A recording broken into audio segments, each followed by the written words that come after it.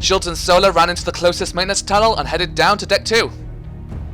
Explain to me the specifics of the backup comm. It's one of the few systems which keep operating under battery power when the ship loses power like this. Basically, when the ship's disabled, we need to be able to breathe and call for help. That's why life support and the FTL comm keep working. It's a lot more limited than the regular ones though. We can only transmit a text message less than 120 characters in length, and the message can only be broadcast on the Intergalactic Distress and Rescue channel. Another problem is that the batteries are still nowhere powerful enough to power life support for the entire ship. The air's going to get really thin on Deck 2 real fast. I have endured worse, however, the road ahead looks long. Yeah, all the lifts and trams are offline as well, so we'll be crawling through about 300 meters of maintenance tunnels. Then, let us hurry. Alright. Right, skipping. Okay. He looks back. Sola, how are you holding up? Sola's teeth was chattering, but she otherwise did not exhibit any signs of hypothermia. I can still carry on. Alright, we're about halfway there. It's only gonna get colder from here on out. Keep your body moving and tell me if you lose sensation to your extremities. Understood. Right, here we go again. Oh no, I can't skip it. Another 40 minutes later, they nearly arrived at their destination. Unfortunately, the later half of the trip took longer than expected, thanks to the bitter cold. Yay! Oh. The military uniforms we have now are, of course, made from thermoweave and can retain body heat much better than wool. But we'd need something closer to a plug suit to keep us protected against elements like this. Sola's face was even paler than usual as she trembled weakly in the cold. Are you alright, Sola? Yes. Unfortunately, Farport is a hot world. You're right. You were born there, weren't you? Yes. I'm afraid the cold is an alien experience. I didn't think that Section 37 would get this cold. Sola looks like she's in pretty bad shape. We're almost there. Sola, just hang on a bit longer. Understood. Oh. Finally, Shields arrived at a tiny alcove in the tunnel. With trembling hands, he removed the wall panel, exposing the controls of the FTL comm. Right, it's all the same again. It's something the matter. Someone accidentally left a cable unplugged. I won't be able to turn the comm on without it, but the receptor's now frozen solid. Alas, perhaps my lifelong misfortune is sabotaging the mission. Shit. But the comm itself may get damaged. It's the only option we have left. Right, all the same again? It's just weird. Sorry. Oh, I love this. I just don't fancy rereading things all the time. Ugh. The look on relief on Sola's face deflated, true enough. Even if they sent the message, there was no guarantee anyone would read it. This was still a long shot. Shields reattached the wall panel once again, closing the comm. Come on, we've done all we can here. We need to get deeper into the ship before we freeze to death. Yes. The duo made their agonizingly slow return to the center of the ship. Their extremities were now completely numb, and their consciousness faded in and out because of the thin air. The return trip proved far more difficult than their first expedition. Worse still, since they were heading to Deck 1, they now had to climb up frozen ladders instead of climbing downwards. Shields could hear Sola's raspy breaths behind him. His chest began to pound. While he was no doctor, it was clear she was suffering from hypothermia. He had to get her out of here soon. His worst fears came to pass when he heard a thud behind him. Shields turned around to see Sola passed out on the steel flooring of the maintenance tunnel. Sola! He rushed over to her and checked her vitals. Thankfully, she was still breathing, but her palms were icy cold, and she was hyperventilating due to exhaustion and oxygen deprivation. Shit! I should never have brought Sola here. Her body's not accustomed to cold. I should have remembered she's from far port. Her stomach was twitching as she gagged for air. Saliva bubbled at the corner of her mouth. At this rate, she was going to suffer brain damage due to the lack of oxygen, or lose her limbs when her body water froze. In desperation, Shields tore his coat off and wrapped it around Sola. He gasped as the wintry air assaulted his body. Shit, that's not going to work. Without my coat, we're both going to freeze to death. I don't have any other choice. I'm sorry, Sola. He lifted Sola's trembling body up against him, straddling her legs around his waist and wrapping their arms against each other. He then used his coat as a makeshift blanket, wrapping both of them inside. His personal embarrassment be damned, he had to warm Sola up before her life was in danger. Thankfully, Sola's slender body was small enough to fit inside his coat, and not too heavy to hold in his lap. Come on, Sola, live! Well, this is nice. Nice and comfy. After over an hour of being wrapped around Shields' body, Sola's breathing finally normalized. She opened her eyes again. Shields sighed in relief. You collapsed because of hypothermia. I managed to warm your body back up. But we should still take the return trip slowly. Can you still feel your hands and feet? Yes, it appears you have saved me from the worst case scenario. You have my gratitude. No, protecting your life is my responsibility as captain. It was my mistake bringing you here. I should have known you weren't used to the cold. No, who knows what may have happened if you undertook this mission alone. I proved to be nothing but dead weight. Because of my weakness, we have lost valuable time. You should have merely left me behind. It would have been the sound decision, as your mission is far too great to be compromised by a single person. This again. How many times do I have to repeat myself? Stop that, Sola. For the last time, you're not a pawn to be sacrificed. I'm not going to throw you away. I am sorry. Sola's face blushed as I cradled her. She spoke softly, her words barely a whisper. You are warm. You can stay like this as long as you want. Your body still hasn't regained its full strength yet. Understood. Shields could feel her body relax. Holding me like this, in such a scandalous position. Don't worry about a thing, Sola. This is for our survival. I won't take this the wrong way. Won't take in the wrong way? All of a sudden, Sola pouted in his arms. So she wanted me to take it the wrong way then. Women are so complicated. What's this sudden awkward mood? She's so close to me that I can feel her heart pounding. Was it always pounding that quickly before? Sola raised her hand and put it around his back. Then, it's for survival only. Yeah. Rest up, Sola. We've still got a long way back. Yes, Captain. I understand now. Sola, what do you understand? A great many things. How we came to be together. Why Asuka yearns for your other self. Why my heart beats so terribly right now. Sola? I am sorry. I have overstepped my position. We still have the mission. I cannot afford to distract you. Not until the massacre has been averted. Then perhaps in the universe. Then perhaps in the next universe. We will finally... Somewhere in his heart, he wanted this situation to continue. But his duty to the mission came first. For now, he would have to swallow his feelings. I am ready to continue. Let us hurry. We have already lost too much time. Alright, keep close, and let me know if you need to take another break. Understood. Sola finally peeled herself off Shields. The two of them shivered as the icy air hit them, nearly as sharply as the loneliness of being separated.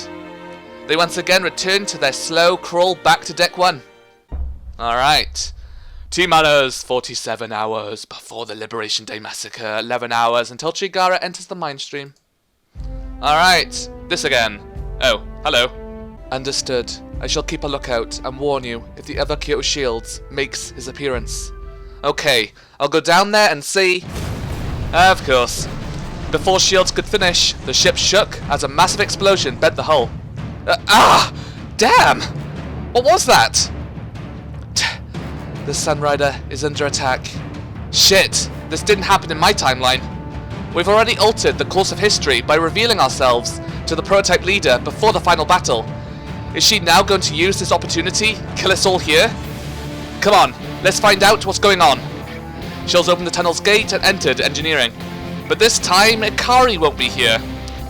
Crewmen scrambled as the ship shook. Pipes burst throughout the room, spewing clouds of vapor. Without any power, the ship was both toothless and blind. Shit! I should have seen this coming. Of course the prototypes will exploit an opportunity like this to sink the ship. Oh, okay, never mind, she is here. Shields ran to the reactor's controls and found Ikari furiously pounding away on the console. Ikari, what's the situation? What are you doing here, Cap? Aren't you supposed to be on the bridge? No use. Without power, there's nothing we can do. I don't really know what's going on either, but the reactor's somehow been completely shut off. But now that you're here, I might be able to trick the system into doing a manual reboot. Nope. The ship took another hit, knocking the two of them off their feet. Damn it! Can I actually skip this? I can. Oh, wow. Okay. Oh, there we go. Anything else? Nope, okay. Oh god, Sola's not happy. Sola is not happy about them embracing. Shield suddenly realized what he was doing and pulled himself off the mercenary. Oh, yeah! Good job with the fix, Ikari. You too, Captain. What? It's not like I hugged you because I like you or anything. I just... relieved, that's all. Ha! Ha! Yeah. Ahem. In any matter, I'm relieved the ship is now operational again. Thankfully, the attack seems to have subsided for now. Perhaps the packed fleet has fallen back. Their celebration was abruptly cut short when a squad of Marines suddenly burst into engineering. This again. Can I skip? Oi! What's the big idea? Who ordered this? The captain and I just saved the ship from getting blown up, and you grunts decide to point your guns at us? Oh man, you guys are all gonna be fired for this. Oh dear. Hello, me. Ikari's grin was still plastered on her face when the wall of Marines split in half to reveal a familiar face. That's not the captain, Ikari. That's the spy who turned off our reactor in the first place. Ikari's grin vaporized as her jaws dropped, and her eyes darted from one Kyoto shield to the other. What? Ha! Ha! Ha! I must be dreaming. This is heaven. Yep, this has all got to be a dream. Alas, this is real, but you must believe in the Kyoto shields standing beside you. He has just defended the ship from doom and will save us all from a grim future. Sola, I don't know what the imposter has been telling you, but there's no question I'm the real Kyoto shield here. Don't worry, you're just being confused right now, but you'll be safe soon.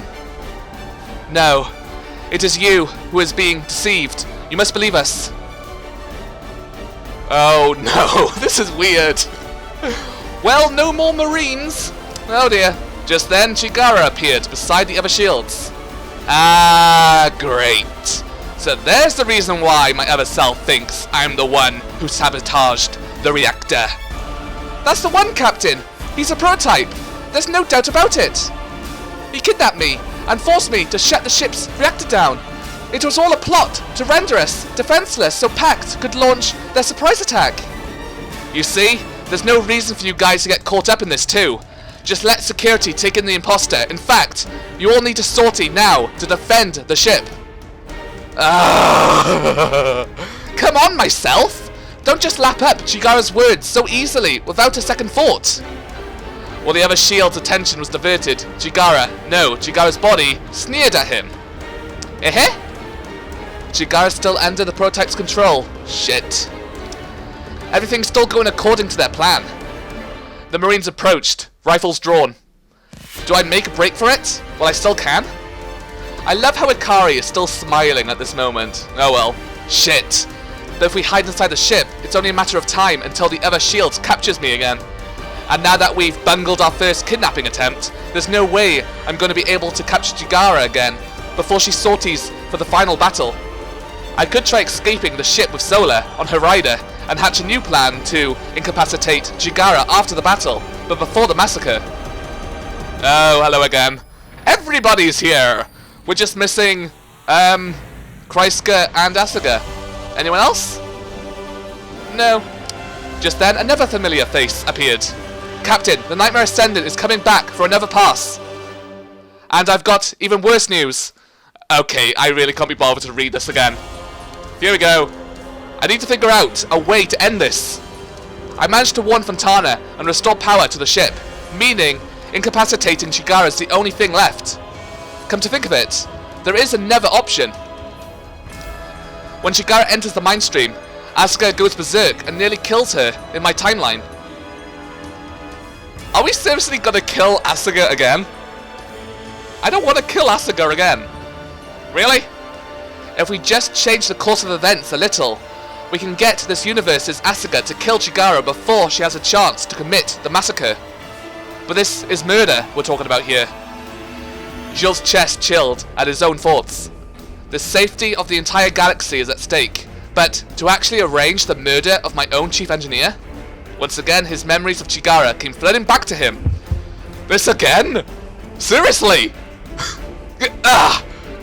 His chest suddenly twitched at the thought of killing his former lover. Okay, more skipping please. I can't skip it, never mind. Granted, she had been a spy to win his affections from the very beginning, but Shields was still certain the massacre was not Chigara's doing. She had merely been mind-controlled without her knowledge. During that time, certainly, she needed to be captured, but to be killed? Not only that, but Asuka was merely a distraught girl in this timeline. Her attack on Chigara was a moment of desperation, brought on by mental fatigue after multiple awakenings. To use Asuka like a puppet to murder her former best friend in cold blood? He knew that if he went down this path, he would no longer be worthy of being this ship's captain, in his own eyes at least. But this is the safety of the entire galaxy we're talking about. And an entirely different problem is that in my timeline, Claude managed to stop Asuka in time. The old Claude will probably do the same thing unless we somehow put the Bianca out of commission.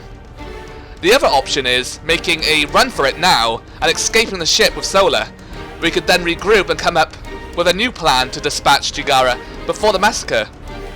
Then we wouldn't need to dirty Asuka's hands, but escaping and coming up with a new plan isn't going to be a walk in the park either. What do I do? Really? So we can escape with Sola. Interesting.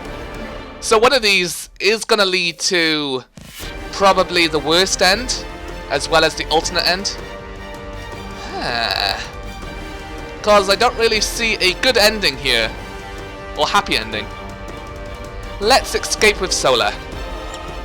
No, I can't dirty Asuka's hands like that. Yes, she's died already. No more, please. Changing the future is my responsibility, and mine alone. I can't offload that burden onto someone else out of convenience. Schultz whispered to Sola. We're going to make a run for it. We need to escape the ship on the Seraphim. Think you can do that for me? Yes. Even in this life or death situation, Sola's eyes betrayed not a flicker of hesitance. She had already decided she would follow Shields into whatever hellfire may come his way a long time ago. Alright, stay safe, Sola. Fear not. Today, it shall be I who protects you. And my phone is buzzing. Sola took a deep breath as her eye began to glow. What's Sola gonna do now that she's awakened anyway? Is she gonna do some weird powered up shot with her pistol? I don't know. What? Was I right? She suddenly shoved Shields down to the floor. Before the Marines could react, she had already drawn her holstered pistol. Within the span of a blink, she unloaded the entire clip into each of the Marines' shins. As the surviving Marines took their aims off Shields and sprayed her with stun rounds. Sparks flew as the rounds impacted against the console. Shit! Captain! This way! Ava grabbed hold of the other Kyo Shields before he could protest and shoved him out of engineering. Overhead, the klaxon rang. Shields crawled to the console beside Sola and drew his own pistol. Sola, we're gonna be overwhelmed with reinforcements soon. Unfortunately, that was all the ammo I had. Oh dear. Damn! Shields peered over the console and saw a horde of Marines in the hallway outside of engineering coming in to reinforce the injured squad. Way too many for them to handle. Ah, shit! This is nuts! Ikari pounded the console. Fire retardant sprays activated throughout the room, and the engineering gate sealed shut, locking the reinforcements out. Ikari, you're... I don't know what the hell's going on, but I just saw you save the ship. And for what? I just solved the logic bomb that shut down the reactor. I'm thinking what you're saying about the Chief's actually right. So it looks like you can count on me in this, Cap. Alright, help us escape the ship. Copy. Alright, so now we have Ikari on our side. Ooh, does this mean we're gonna have a threesome? No, okay. The trio entered the thick cloud of fire retardant, now spreading through the floor of engineering. The nearest maintenance tunnel, leading to the hangars on the second floor. Come on, we got to get up to the catwalks. Their luck ran out when stun rounds whizzed past them and ricocheted on the wall. Shields grimaced as a round grazed his face, burning a gash across his cheek. Ow! The stun rounds were the security team's primary non-lethal weapon. With a maximum range of 40 meters, the rounds could be fired from a standard issue rifle at low velocities to embed itself inside the target's tissue and deliver an incapacitating electric shock, while still not usually penetrating internal organs. Keyword usually. Shield saw two Marines clad in body armor approaching their position, their rifles firing. Suddenly Ikari emerged from the clouds beside them and delivered a flying kick to the right Marine's helmet. The other Marine spun around to face her and pump her full of stun rounds. But in a single well-practiced maneuver, Ikari unbuckled the first Marine's vest and held him in front of her. The unfortunate Marine gasped as he was pelted with stun rounds and crumbled to the ground, twitching as 10,000 volts of electricity coursed through his body. Ow! Ikari performed a forward flip, kicking the other Marine's rifle to the floor, while he was still recoiling from shooting his compatriot. She then dropped to the ground and blew his shin out, using the fallen Marine's rifle. He howled and fell to his knees. He was swiftly knocked out when Ikari pounded the back of his head with the butt of her new rifle. Holy, Ikari wasn't kidding about being a contract assassin. Cap, catch! Ikari tossed the second rifle to Shields. He grabbed it and checked his ammo. 20 stun rounds and 3 bullets. Be careful, the stun rounds won't penetrate their armor. Despite that, he only loaded the stun rounds. He was still the captain of the ship. He wasn't about to start gunning down his own security team. I'll cover you while you climb the ladder. Don't worry about me. They're coming to capture us, not kill. Alright, good luck, Ikari. No prob, I'll see you later. With that, Shields and Sola left Ikari on the floor of engineering and clambered up the ladder. They ran across the catwalk as stun rounds pelted their position, bouncing off the walls and the railing.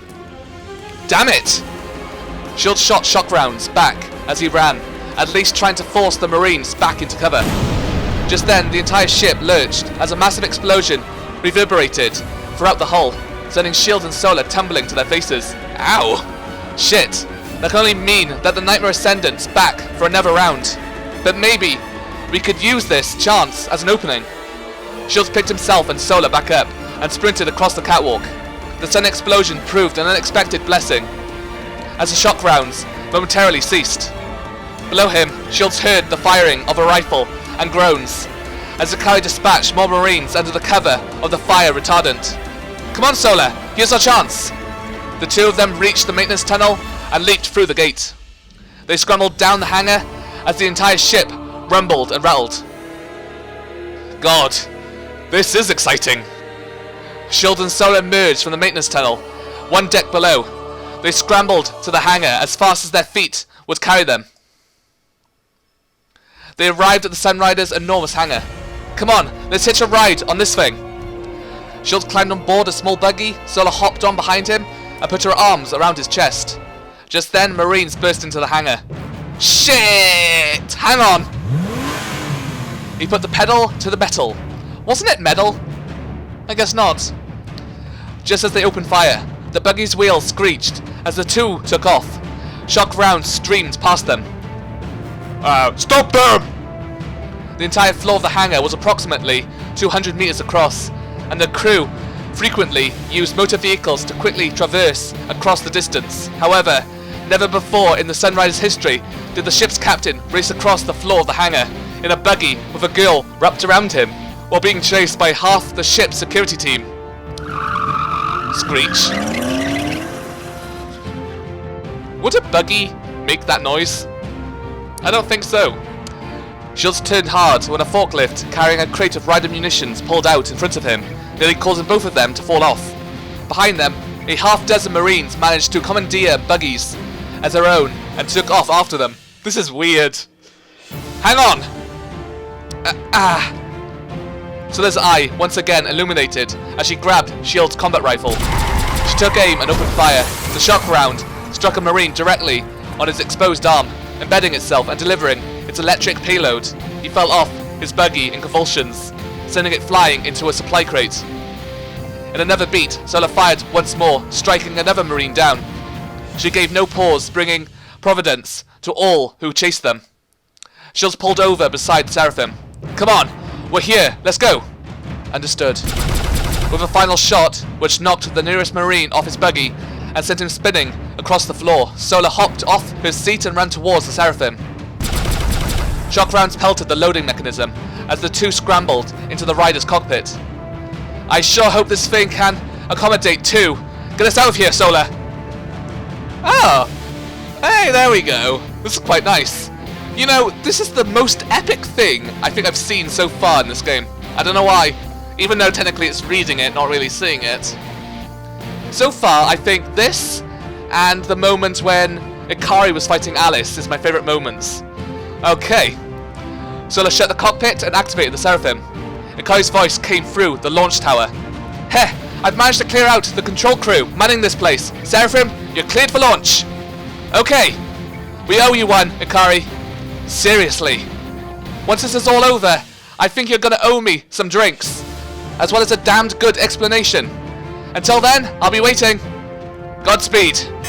The hangar alarm rang, and the crew scrambled out as the main airlock opened. Sola just does not give a fuck, does she? Look at that face. Look at Sola. Awesome.